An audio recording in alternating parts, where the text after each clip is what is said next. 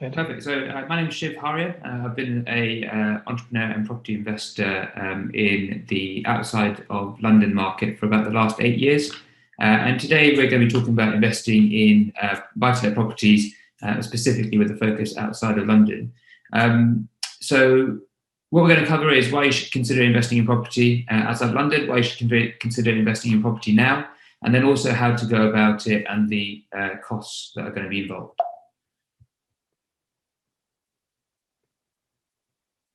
Perfect. So first thing I want you to do is I want you to imagine playing this game. You would have all played it when you were younger. Imagine playing Monopoly and trying to win by collecting £200 every time you pass go. Most of you would know that that is absolutely insane. But unfortunately, that's what most people do when they collect their salaries every year and they don't invest it, or they don't put that money into some sort of investment.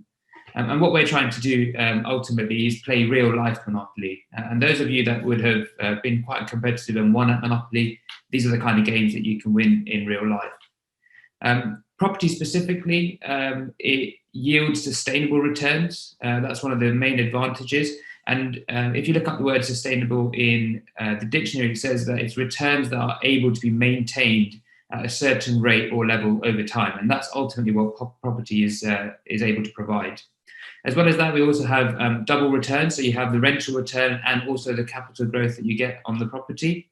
And the property itself is a tangible, inflation-proof asset. So as well as the fact that you can actually touch and feel it, it means that the likelihood of the property being worth nothing, absolute zero, is very unlikely. And the final thing is that using mortgage leverage, we can leverage the property, and that actually process is reasonably common, as you will have heard throughout this conference. Specifically right now, a lot of people have been taking advantage of the time that we've had during COVID, whilst they've been perhaps furloughed, to just reassess their finances and specifically their savings investments, starting to make plans for the decade ahead. As well as that, some people, of course, will have been negatively impacted and are starting to realize that maybe their jobs are not as secure as they previously thought. And so a lot of people are looking at ways that they can create secondary income streams to protect against loss of jobs at any point in the future. So it's now a good time to invest. I think one of the main things to say here is that there's two levels that we should be looking at. First is the macro level. And obviously, the first thing that comes to mind is COVID. Now, the fortunate thing at the moment is with the vaccination program rolling out, we are seeing some light at the end of the tunnel. We know that we're hoping by the end of August, September time that most people will have been vaccinated, and that COVID will perhaps start to come to an end in terms of how it's affecting the market. Certainly, you'll have noticed that people are already starting to feel a little bit more confident, and confidence in the market is ultimately the thing that drives the market in terms of increasing prices. As well as that, we obviously mustn't forget our friend Brexit, which has on the horizon and has recently been put down, I should say. So there's a bit of short-term uncertainty in the market, but in the long term, the fact is we will get through it. As well as that, we need to think about the interest rates. As a lot of you know, the interest rates are absolutely at the absolute lowest point they could be before they get to zero or negative. And this is likely, I think, to remain in this region, this low region, for probably the next decade or so. What that ultimately means is that borrowing is very inexpensive. And so when you're borrowing, for example, to leverage on your properties, the rates are very, very competitive at the moment. There's also been talk that the banks have been asked to start preparing for negative interest rates. It may or may not happen, but ultimately what that means is that the banks may start charging for you keeping your money in the bank. So just the fact that you have money in the bank is going to start costing you money. And then finally, all of these low interest rates is encouraging people to start spending and investing their money. And that, coupled with all of the quantitative easing we've had by the government to get us through this coronavirus period, we definitely expect inflation to be increasing over the next decade.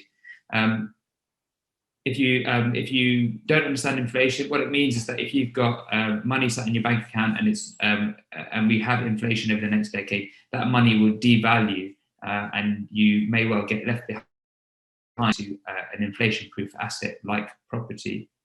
On the micro level, then, it's important to note that in property, unlike the stock market, where you have to buy or sell the stock or share, and you can buy or sell it at an exact time, at an exact price. In the property market, it very much depends on the ability of the buyer and seller to negotiate between them. So you can't really time the market as such. There could be two properties that are right next door to each other, exactly the same property inside and outside, but one could sell for £10,000, £100,000 more than the other one, just because the buyer and seller were able to negotiate better. This next question is obviously on a lot of people's minds. Where should I actually invest? And I don't want you to take these numbers on this graph literally. They're just kind of guides, as a lot of you will have known. The ones at the bottom, the red numbers here, they're all in the kind of 2-3% mark. This is showing gross yield. And if you look in the blue section, which is the sort of north section, they're all above the ones that are in the red section. And that's typically, we know that the north typically tends to give us better yields, better returns, and that's because the properties are comparatively cheaper and the rents are still good. So as a result, the other advantage is that your deposit, say if you have £150,000, can go a lot further. In London, it may buy you one property. Outside of London, in the north specifically, it could easily buy you, say, 3 properties, 4 properties. As well as that, the government are finally turning their attention to the regions in terms of infrastructure projects. And we're seeing a lot of growth in the number of projects that are happening outside of London. And we can see that this is going to lead to an increase in the prices of these properties. The whole point of this infrastructure developments is to increase the mobility of capital and labour from London to outside London to the regions. So these are projects, as some of you will know, like HS2, the M1 widening works that's been happening for the last decade, specifically in the region that we're looking at. They're building a train link between Leeds and Manchester. These are just a few of the kind of projects that we have outside of London. And then just to understand a little bit more about why we have chosen to invest in Leeds. So this is a table showing you the top 4 cities in the UK. You can see that Leeds is the 4th largest city in the UK. And when you go to Leeds, the first thing that you realise that it's much, much smaller. It feels much smaller than Manchester. And what we're looking for is a city that has a reasonable amount going for it, has a lot of potential for an increase in value, but has been undervalued. In this graph, in this chart, you can see that the yields in Leeds are slightly lower, or in 2019, certainly they were slightly lower than Manchester. The capital growth was slightly lower than Manchester, but the entry price was also slightly lower. And one of the great things that we can see here is that the wage growth was much higher. The wage growth being an understanding of how quickly that economy is growing. We know that in Leeds, as well as being the 4th largest city in the UK, it's also got the largest legal, finance and insurance hub outside of London, and the largest number of universities outside of London as well. Ultimately, it's small enough to be the underdog and have that growth, but it's big enough to gain the critical mass that's required to attract capital and labour to help it grow. So in general, Leeds is ripe for regeneration and growth, and this is going to increase house prices and rents over the next decade. So how does it actually work? Our model is really simple. Source the property, purchase it, refurbish it, and rent it. In general, sourcing a property obviously depends. I'm going to talk you through in a second about how we can go about doing that. But sourcing the property takes typically a month or 2. Purchasing the property, you may have heard from some of the mortgage section in the conference this morning, typically takes about 3 months. It has been taking a little bit longer because lenders have been a bit slow recently. Refurbishment obviously depends on the amount of refurbishment works to do, but we like to leave a month to do that, and then renting again, typically less than a month, but we like to leave a little bit of leeway. So these are the typical timelines, and this is what we do. Now, there is another element of this. Some people will have asked us previously about a refinance element of this. So source, purchase, refurbish, rent it out, and then potentially refinance it. And whilst absolutely you can do that, we don't include that in our model because there's a lot of variables involved in getting the right valuation. And of course, over time, the supply and demand can absolutely change. And in terms of finding the property, then we need to, as I said before, find relatively inexpensive property which has good potential for rental and capital growth over time. Some of the factors that we want to consider are demand and supply, and that's obviously demand and supply of the properties and the tenants, and that's just not just now; it's also now and over the next decade in the future. Property is a long-term venture. You don't get into it so that you can get out in the next few days or the next few months. It's something that you've got to really be in, I think, for the best part of a decade to really benefit from it. So you really need to map out what the demand and supply is going to be over the best part of a decade. You then want to think about the tenant type that you'll be attracting. The first thing that comes to people's minds when we think about buying buy-to-let property is students. But there are other people out there that need housing. So you've got professionals, working families, and potentially also benefit tenants if that's an area that you want to dabble in. All of these markets have pros and cons, and it's really important for you to do your due diligence to make sure that you're investing in the right type of tenants for your property. You then have to think about the tenure of the property. Again, another thing that's very common for people to think about, certainly if you live in London, is a buy-to-let, which is a flat, and as such will be a leasehold tenure. What we try to do is look for freehold tenure, so properties that are houses that have a freehold, which means that you don't have to look forward to sort of management charges, and you ultimately own the land, which I think is the thing that has value. The next thing is the property type and style. Some of you will know that there's lots of different types and styles of property. So you've got terrace properties and semi-detached properties. Those are the two that we try to aim for because they're the most popular. Obviously, you can look for detached properties and, as I mentioned earlier, like one-bed flats and things, but they're perhaps slightly less popular in terms of the general demand for them. The other things that you need to consider is there are properties that are ex-local authority properties that also you need to have additional considerations around. There's non-standard construction properties, which, again, you can or cannot get a mortgage on some of these things. And the final thing that you want to be considering is some of the properties outside of London specifically may well have basements, and basements and gardens and things like that are part and parcel of the property, especially when you're a landlord. Obviously, you've got to keep them intact and look after them. Obviously, transport links come into play here, but one of the main things that we need to think about when we're investing outside of London is not just the transport links that we know and that we're used to, which is, tube network. A lot of people ask me in Leeds, I want to buy a property, but I want it to be next to a tube station. We don't have tube stations in Leeds, and that's not even, there's 6 train stations in Leeds, and that's not the main way that people get around. So it's trying to understand, based on your tenant type that you've chosen and the demographic of those people, where do they need to get to, and what's the transport links that they actually need, as opposed to just having a blanket, requirement for transport links. Obviously, it would be imprudent of you to not look at the council development plans as well.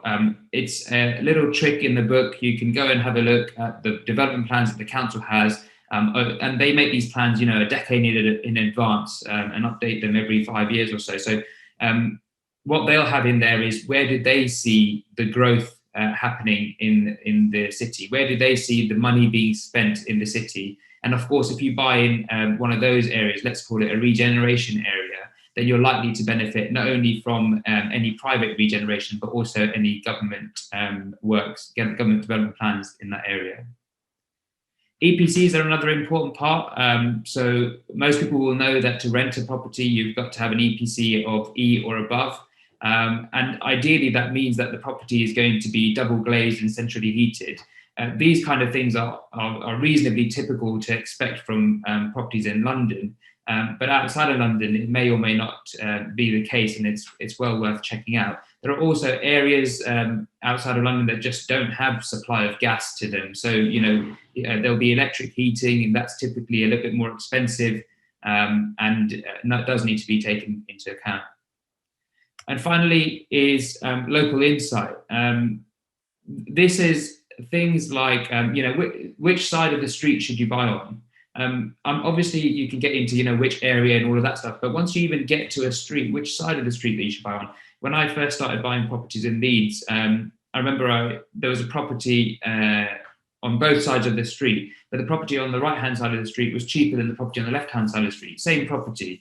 And I'm trying to wonder to myself, why is there such a big difference, and why is there more demand for the one on the left-hand side of the street? Now, when you live in that area, you understand that at the time, these were back-to-back properties, which means that only one side of the property sees any sunshine. And the left-hand side of the property saw the sunshine, which meant that they didn't have damp problems, and as a result were much more desired. The right-hand side of the properties didn't see any sunshine and therefore had damp issues constantly, which would keep a landlord up at night. Also, you've got things like cul-de-sacs. Some people love cul-de-sacs. Some people don't really like cul-de-sacs. In some areas, you don't want to buy in cul-de-sacs because that's where potentially people go to, use drugs, and that's where crime is. So you really got to know your area, and local insight is a really big part of that too.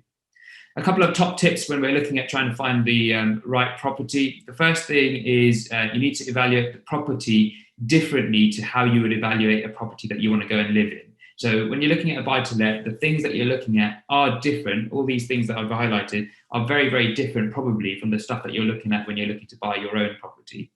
And its second thing is it's really important to focus on actual versus paper returns. So depending on the type of tenants that you choose, they may or may not be more likely to pay their rent. If they're more likely to pay their rent and the rent is more secure, then your actual returns are likely to be more in line with what you expect to receive. Whereas if you have other types of tenants and there's no guarantee there, then the actual rents can be very different from the expected rents. So we need to be looking at what is the actual rent and what are we actually going to receive. And the second thing is what's the overall return that you're going to have, rather than just looking at whether it's the rental or the capital. Now, of course, no one can predict the future. Nobody has an idea of what the capital growth is going to be in any specific area over the next decade. But we can have a look and we can try and understand and make sure that although we're not basing our opinions on that, we have an understanding of that. So I'll go into it in a little bit more detail in a little bit, but these are some couple of top tips when you're looking at finding the right property. And just to kind of go into it, what we look for when we're looking at properties is basically 2 to 3 bedroom properties, which are the most popular properties on the market for the tenant type that we're looking at. We always look for freehold properties, and our properties are always terrace properties or semi-detached properties, being the ones that are most popular for our clientele. And in terms of tenants, we are really looking at working parent families. And working parent families work really, really well because they can afford to pay their rent because they've got 2 incomes. Because they've got 2 incomes, i.e. mum and a dad, that rent we know is going to be paid, and there's even if one person has some difficulty, the other rent is still available to go towards the rent. And then, of course, when you have parents, the parents have children that go to a school, and in the areas that we're looking at, the parents will send their kids to the school, but they don't want to disrupt them during the school year. They don't want to disrupt them during, the 5 or 6 years that they're at their school. So they tend to stay in the property for a decent amount of time. Some of these areas that we're looking at, or all of these areas that we're looking at on the screen in front of you, these are the regeneration areas that have been laid out by Leeds City Council, and that's what we're looking at. So we get the government development as well as the private development. And all of these areas that we invest in are within a 15-minute bus ride of the city centre. Going back to that point I made about transport links, the main mode of transport for the tenants that we're looking at is by bus, and they will be riding into the city centre within 10 minutes. The properties that we buy are also within a walking distance of at least 2 schools and a supermarket as well. And this is the kind of stuff, when you put all of these things together, this is what maximizes our overall actual returns.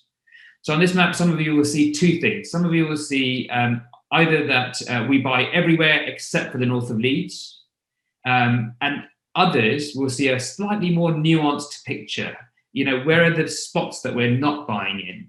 That's what you want to be looking at. And that's where obviously local knowledge comes into use. So we're looking at particular streets, we're looking at particular properties, we're looking at particular tenant types, and that's how it all comes together. And then in terms of going to actually do the work to look for these properties, you're going to need some tools to get started. So we view probably about 10 properties for every one that we buy. It's a work-intensive task to go and view all of these properties. And obviously that's after a number of years of actually trying to refine our criteria. But it's really important that you get to view the properties because you need to be able to see what you're buying. In order to view the properties, we have this viewings checklist that we created. This is half of it. And that helps us to determine the condition that the property is in and estimate the refurbishment costs, which obviously need to be factored in when you're putting offers into the agents. The next thing we then look at is gathering all the information into one spreadsheet so that we can compare properties. I don't know if anyone else does this. This is a spreadsheet that we've looked at. You can see it's a little bit old. These are properties from 2018.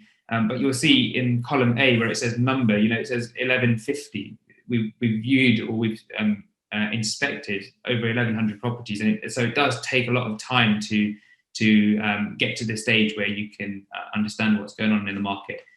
This is a really easy way of trying to draw out trying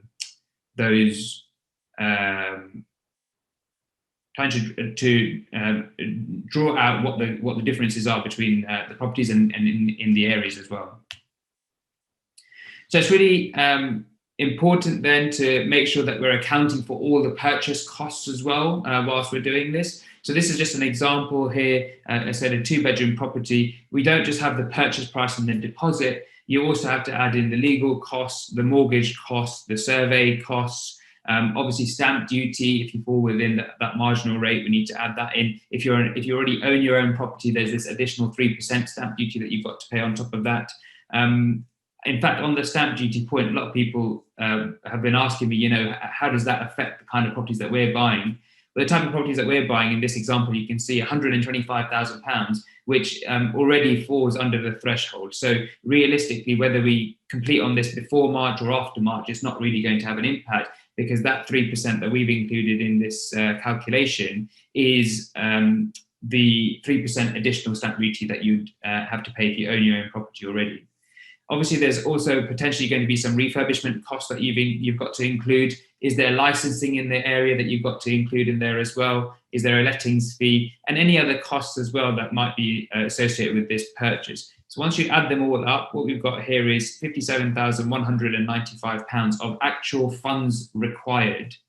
And then on this side, on the rental side, you can see we're talking about between £600 and £900 in terms of the rent. This is per month. And the mortgage interest obviously varies by individual, but it's somewhere between 2 and 3.5% at the moment. You then have to pay a management agent, obviously, to look after the property and do an annual gas certificate to keep in line with your with the rules of renting properties. There's also some buildings insurance that needs to be taken into account. And so when you look at all of it together, you take your rent minus all of the costs, you get the cash flow. Now, in terms of calculating returns, there's loads of different ways that you can calculate returns. And I think that it's really useful right now to mention that there is no way that is correct. The way that we use over here is the net rental return. And the net rental return you can see here is calculated by the cash flow, which is this 4,000 number, divided by the funds required, which is this 57 number. That gives us the net rental return. Obviously, some people use the gross yield, or you can use the net yield, you can use the cost yield. And as I said earlier, we don't take this capital return into the calculations, but we do take it into consideration in terms of the properties that we're buying. We know that if we do get a 5% capital return, which is probably which is the average that we can expect, then not only are we getting the 7% on the rental return every year, we're also getting a 5% on the capital return. So we're kind of making double-digit returns on an annual basis. Obviously, if you don't withdraw these from if you're buying in a company, if you don't withdraw these, or if you're buying in your personal name, if you continue to reinvest these, that then compounds up as well. There's lots of important partners as well to note. I'm not going to go through it because I can see my time is ending, but this is the group of partners that you need. Feel free to take a screenshot. And if you think to yourself, oh, that sounds really, really good, but actually you may need some help in doing it, or that's a lot of work, but I just don't have time for it. Or, actually, what if I screw it up? Property mistakes can cost you thousands of pounds. If you like the idea of investing and you think it's a bit too much, then please come and talk to us, Lifestyle Property People. We help people create financial security and independence through sustainable property investments. Here's some of the clients that we've helped previously, and this has helped them create the financial security for themselves and their families by investing in properties like these.